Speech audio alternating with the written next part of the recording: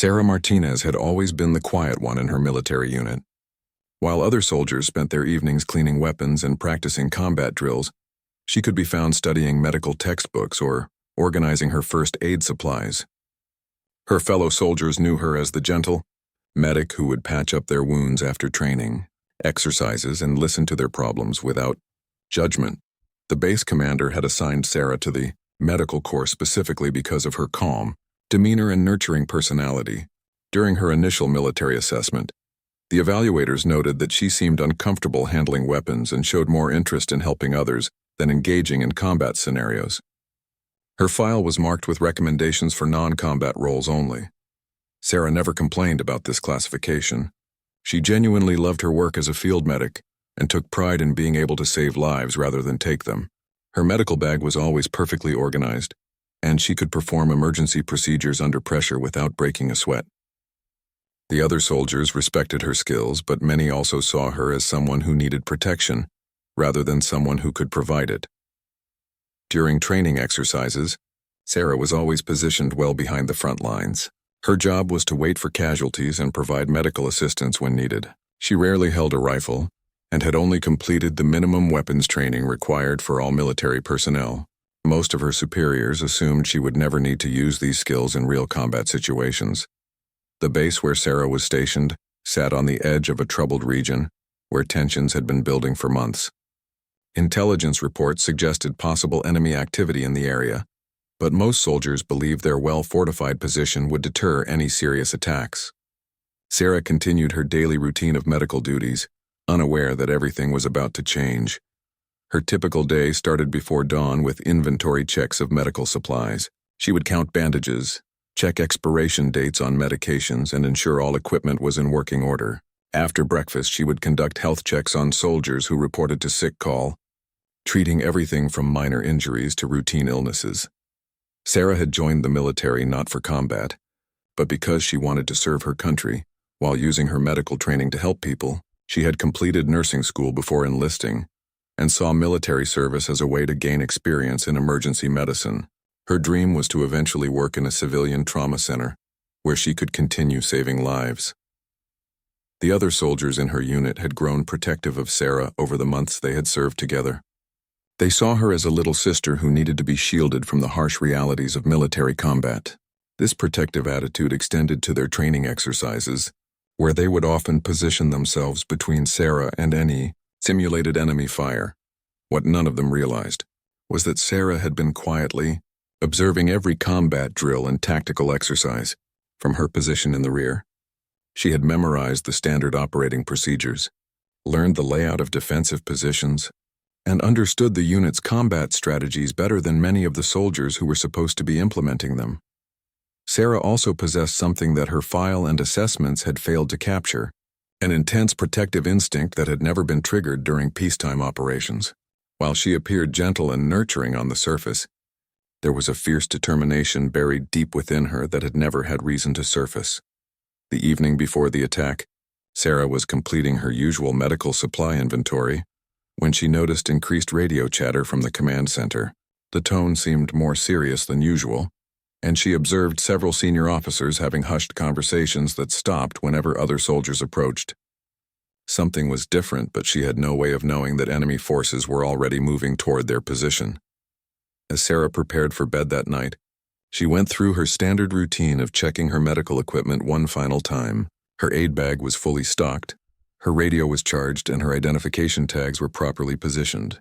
She had no idea that by the next evening, those same hands that gently bandaged wounds would be gripping an assault rifle with deadly precision. The last entry in Sarah's personal journal that night was simple. Another quiet day at the base. Treated 2 soldiers for minor cuts and helped with a twisted ankle during PT.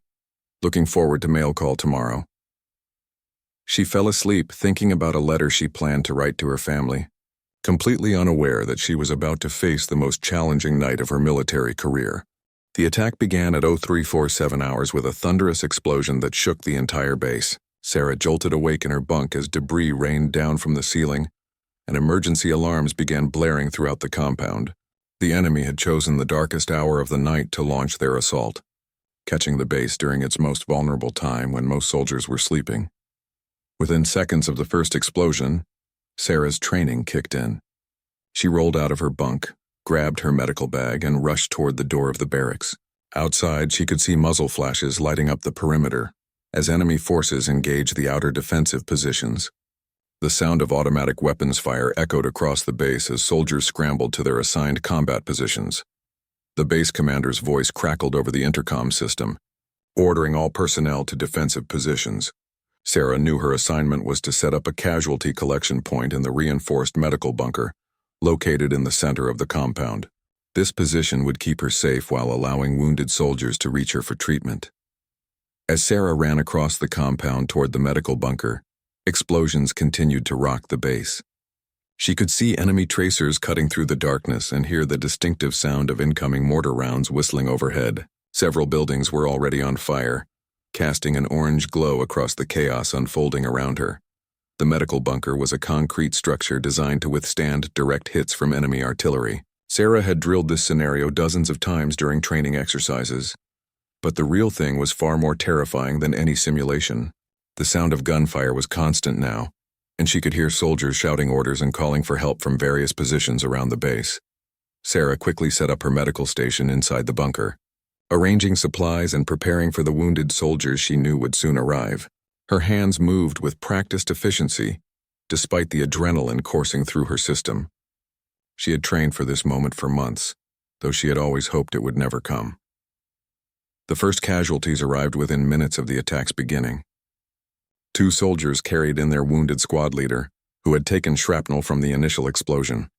Sarah immediately went to work, applying pressure to stop the bleeding while assessing the extent of his injuries. Her medical training took over, blocking out the chaos happening outside.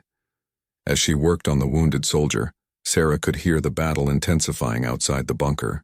Radio reports indicated that enemy forces had breached the outer perimeter and were advancing toward the main compound. The defensive positions were holding, but barely. Several guard towers had been destroyed, and communication with some units had been lost. More wounded soldiers began arriving at the medical bunker in a steady stream. Sarah worked frantically to triage and treat each casualty, while coordinating with the base's other medical personnel via radio. The injuries were severe, ranging from gunshot wounds to blast trauma from explosive devices. Each soldier she treated meant one more fighter who might be able to return to the defense of the base. Through the reinforced windows of the medical bunker, Sarah could see enemy muzzle flashes getting closer to the compound's inner perimeter. The sound of gunfire was becoming more intense, and she could hear the distinctive crack of enemy sniper fire targeting soldiers who exposed themselves in the open areas of the base. As the night wore on, Sarah began to realize that the attack was more serious than anyone had anticipated. The enemy forces were well organized and heavily armed, and they seemed to know exactly where to target the base's weak points. This was not a probe or harassment mission. This was a full-scale assault designed to overrun the entire facility.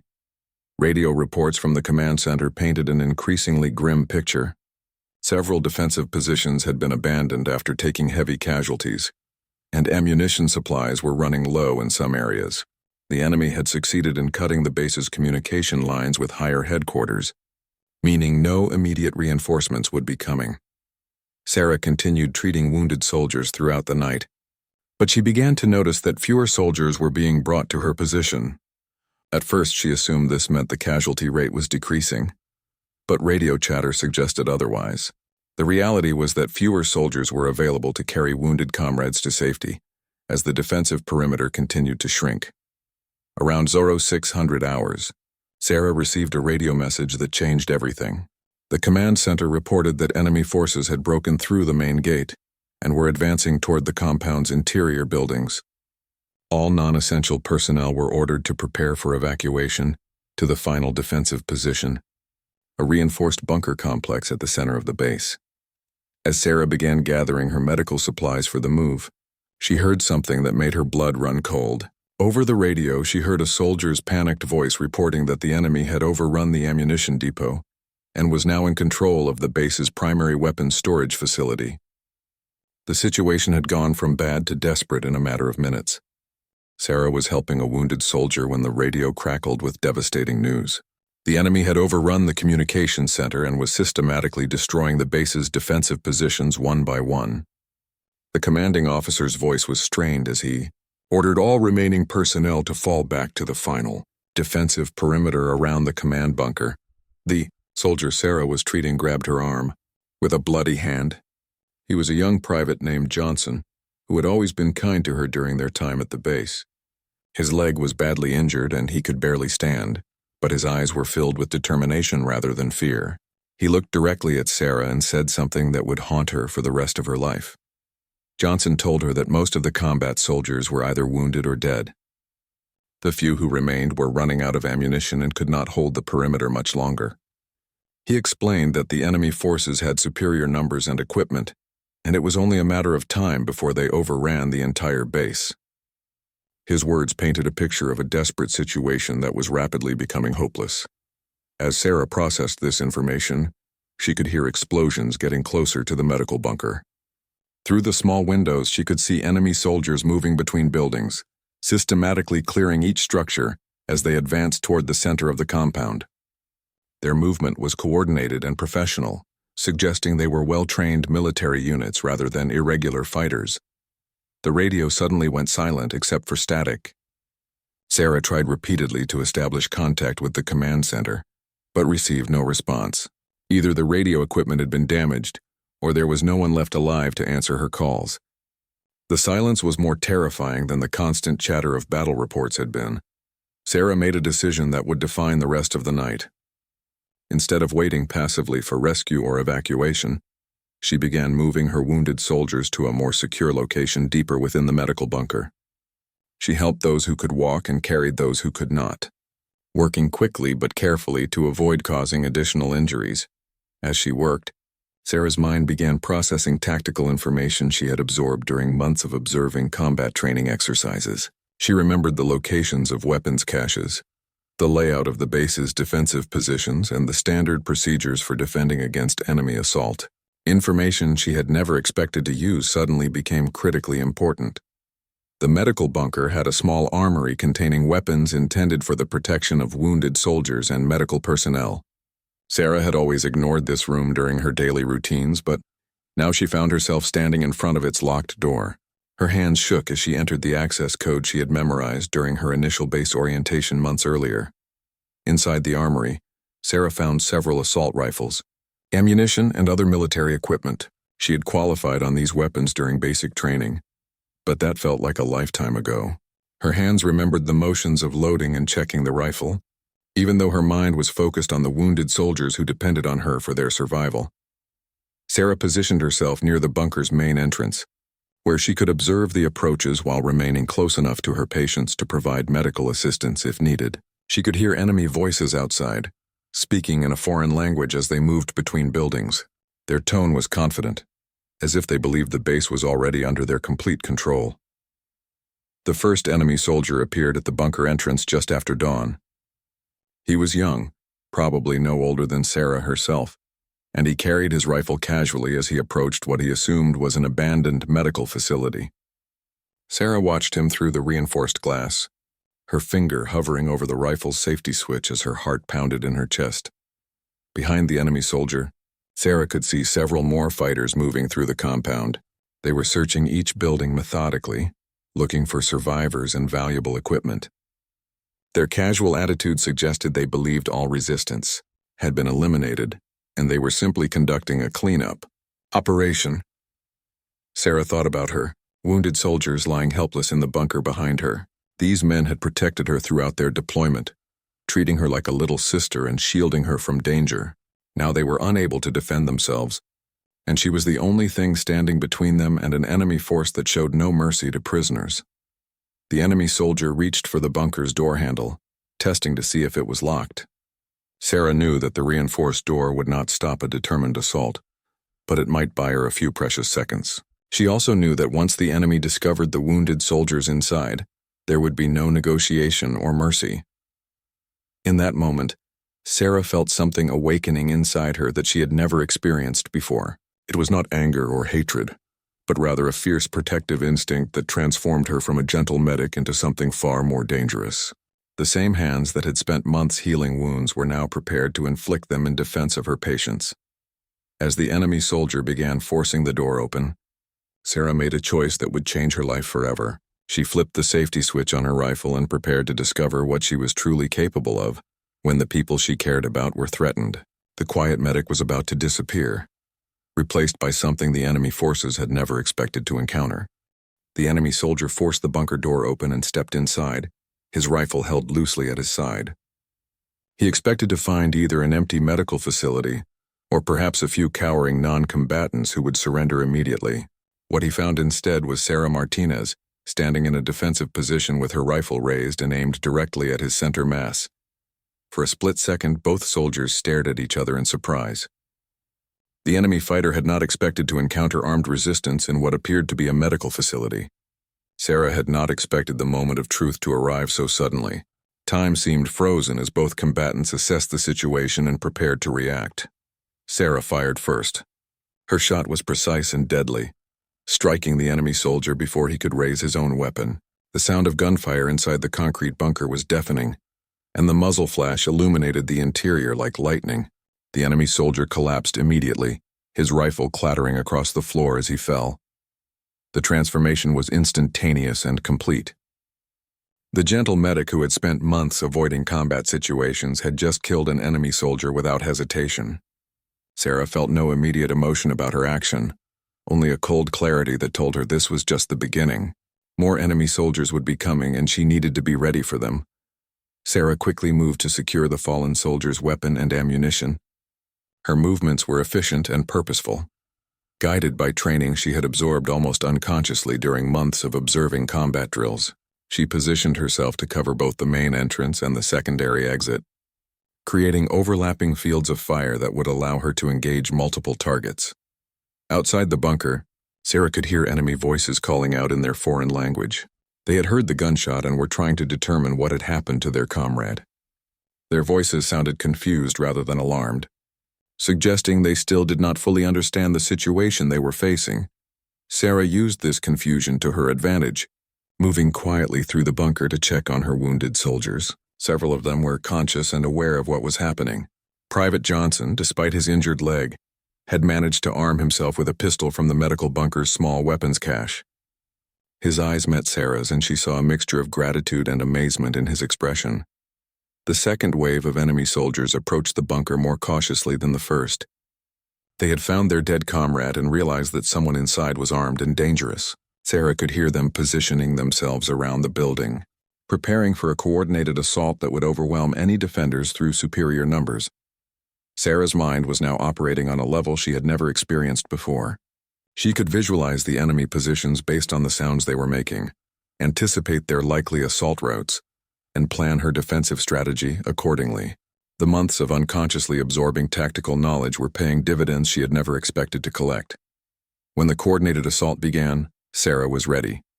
Multiple enemy soldiers attempted to enter the bunker simultaneously through different entrances, hoping to divide her attention and create confusion.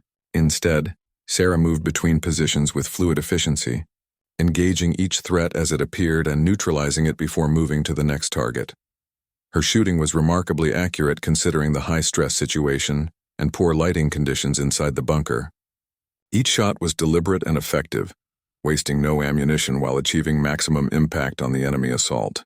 The enemy soldiers had expected to encounter either no resistance or poorly trained defenders, not a skilled marksman who seemed to anticipate their every move. The wounded soldiers inside the bunker watched in amazement as their quiet medic systematically eliminated enemy after enemy. This was not the gentle woman who had bandaged their cuts and listened to their problems. This was a warrior who fought with deadly precision and unwavering determination to protect those under her care. As the gunfire continued, Sarah began to understand something about herself that she had never realized before. Her reluctance to engage in combat during training exercises had not been due to lack of ability, but rather because the stakes had never been high enough to trigger her true potential. When the people she cared about were threatened, she was capable of extraordinary violence. Enemy reinforcements continued to arrive at the bunker, drawn by the sounds of sustained gunfire. Each wave of attackers was larger and better prepared than the last, As the enemy commanders began to realize they were facing unexpectedly fierce resistance from what should have been a non-threatening medical facility.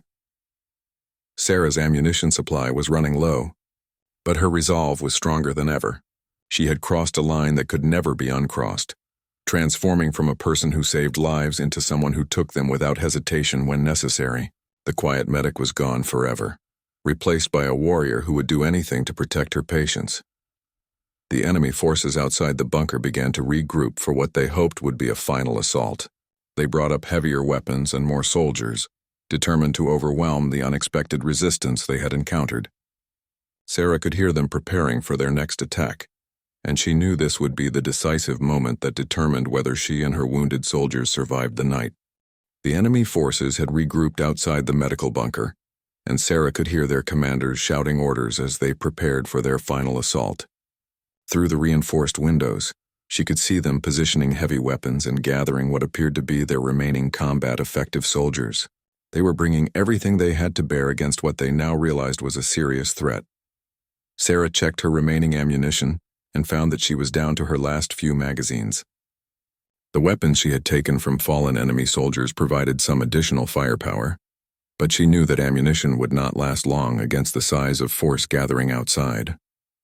More importantly, several of her wounded soldiers were in critical condition and needed immediate medical attention that she could not provide while fighting. Private Johnson had managed to position himself near one of the bunker's firing ports despite his injured leg. He looked at Sarah with grim determination and told her that he and the other walking wounded would hold one side of the bunker if she could handle the main assault. Sarah realized that her patients had become her fellow warriors, united in their determination to survive the night. The final enemy assault began with a sustained barrage of rocket-propelled grenades that shook the entire bunker. Concrete dust filled the air as the reinforced walls absorbed impact after impact. Sarah knew that the bunker's structural integrity was being tested to its limits, and she wondered how much more punishment it could take before collapsing. As the explosions died down, enemy soldiers began their coordinated assault on multiple entry points simultaneously. This time they came with overwhelming numbers, hoping to saturate Sarah's defensive positions and break through her lines before she could engage all of them effectively. The sound of boots on concrete echoed through the bunker as multiple assault teams advanced. Sarah made a decision that would become legendary among the survivors of that night. Instead of remaining in defensive positions and waiting for the enemy to come to her, she went on the attack. Moving with speed and precision that surprised even herself, she began systematically hunting the enemy soldiers who had entered her bunker. The close-quarters combat that followed was unlike anything Sarah had ever experienced or trained for.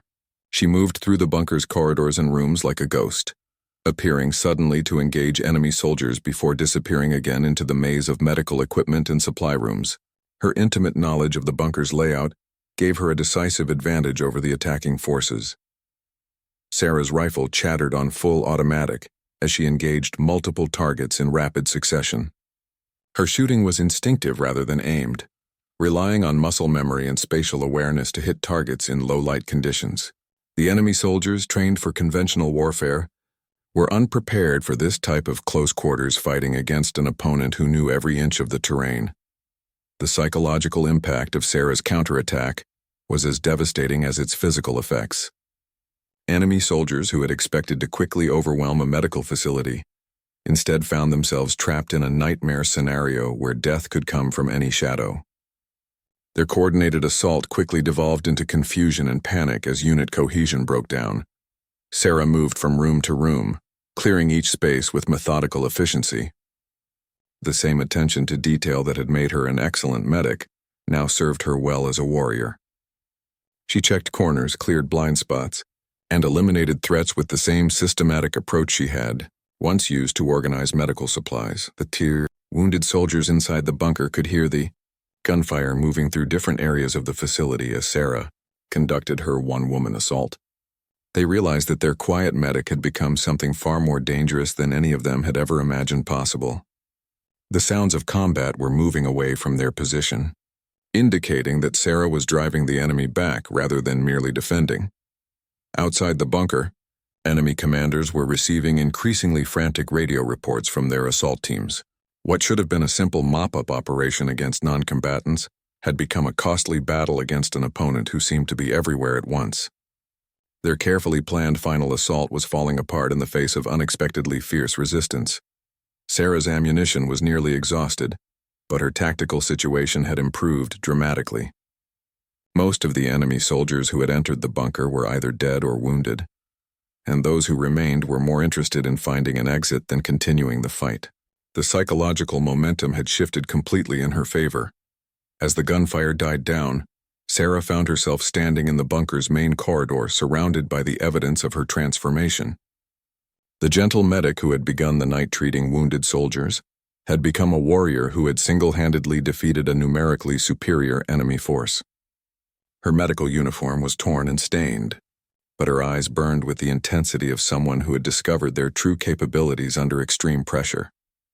The enemy forces outside the bunker began to withdraw, their commanders realizing that the cost of continuing the assault had become prohibitive. They had lost too many soldiers to what they had expected to be an easy target, and their overall mission was failing as other defensive positions around the base began to rally and counterattack. Sarah returned to her wounded soldiers, switching instantly from warrior back to medic as she checked their conditions and provided whatever medical care she could. The transition was seamless, as if the deadly efficient killer who had just cleared the bunker was simply another tool in her medical kit, available when needed but otherwise put aside. Private Johnson looked at Sarah with a mixture of awe and gratitude that would stay with him for the rest of his life. The woman who had saved his life was not the same person who had treated his injured leg earlier that evening. She had become something more, something that the enemy had never expected to encounter in what they assumed was a non-combat role. Dawn broke over the devastated base as Sarah sat among her wounded soldiers, methodically cleaning and checking her rifle with the same careful attention she had once reserved for medical instruments. The silence outside was broken only by the distant sound of helicopters approaching from the direction of friendly territory. Reinforcements were finally arriving, but the battle had already been won by the most unlikely of heroes. The official after-action reports would struggle to capture what had really happened during those dark hours. Military investigators found evidence of a fierce battle throughout the medical bunker, with enemy casualties far exceeding what should have been possible given the defensive forces available. The physical evidence told a story that seemed almost impossible to believe. Sarah had eliminated more than 20 enemy soldiers during the course of the night, using a combination of precision shooting, tactical movement, and pure determination that military tacticians would study for years afterward. Her actions had not only saved the lives of the wounded soldiers in her care, but had also disrupted the enemy's entire assault plan and contributed to their eventual withdrawal from the base. When the rescue teams finally reached the medical bunker, they found Sarah exactly where she had started the night, providing medical care to wounded soldiers. Her rifle was set aside but within easy reach, and her medical supplies were organized with the same meticulous attention to detail that had always characterized her work. Only the bodies of enemy soldiers throughout the facility suggested that anything unusual had occurred. The wounded soldiers, who had witnessed Sarah's transformation, became the first to spread the story of what had happened that night. Private Johnson, despite his injuries, insisted on personally briefing the arriving officers about Sarah's actions. His account was corroborated by every other conscious survivor, creating an official record of heroism that would follow Sarah for the rest of her career. Sarah herself seemed almost unchanged by the events of the night. She submitted her formal report in the same calm, professional manner she had always used for routine medical documentation. Her description of the combat was factual and understated, focusing more on the medical treatment she had provided than on the enemy soldiers she had eliminated in defense of her patients. The military hierarchy struggled to process what had happened. Sarah's personnel file still classified her as non-combat support, yet she had demonstrated tactical skills and combat effectiveness that exceeded many soldiers specifically trained for warfare. Her actions challenged fundamental assumptions about combat roles and the potential capabilities of medical personnel. Within weeks of the battle, Sarah's story had spread throughout the military community. She became known as the medic who had gone from treating wounds to inflicting them with equal skill, demonstrating that the line between combatant and non-combatant could disappear instantly when circumstances demanded it. Her name became synonymous with the idea that anyone could become a warrior when protecting those they cared about. Sarah received multiple commendations for her actions that night, including several of the military's highest awards for valor. However, those who knew her best realized that the external recognition meant less to her than the simple fact that she had kept her patients alive. The medals and ceremonies were important to others, but Sarah's satisfaction came from having fulfilled her fundamental duty as a medic. The enemy forces never forgot the lesson they learned at that base. Intelligence reports indicated that their operational planning began to include specific provisions for the possibility that medical and support personnel might offer armed resistance. Sarah's actions had forced them to reconsider their assumptions about non-combat targets and adjust their tactics accordingly. Sarah continued her military service after the attack, but her role expanded beyond traditional medical duties. She became an instructor, teaching other medical personnel about combat situations and defensive tactics. Her unique experience bridging the gap between medical and combat roles made her invaluable for training soldiers who might face similar situations. The psychological impact of that night stayed with Sarah long after the physical wounds of her patients had healed.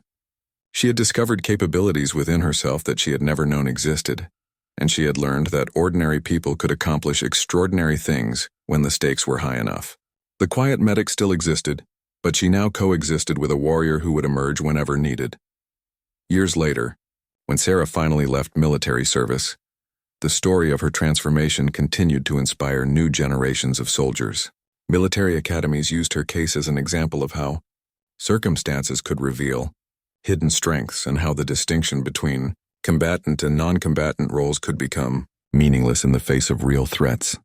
Sarah returned to civilian medicine after her military career, working in emergency rooms where her unique combination of medical skills and tactical awareness proved invaluable. She saved lives in the same methodical way she had taken them, with the understanding that both actions served the same fundamental purpose of protecting those who could not protect themselves. The legend of the medic who went full auto became part of military folklore, passed down from one generation of soldiers to the next. It served as a reminder that heroism could emerge from the most unexpected places and that the quiet professionals who served in support roles possessed the same capacity for courage as those who carried the title of warrior. Sarah Martinez had proven that when the moment came, anyone could rise to become exactly what the situation demanded.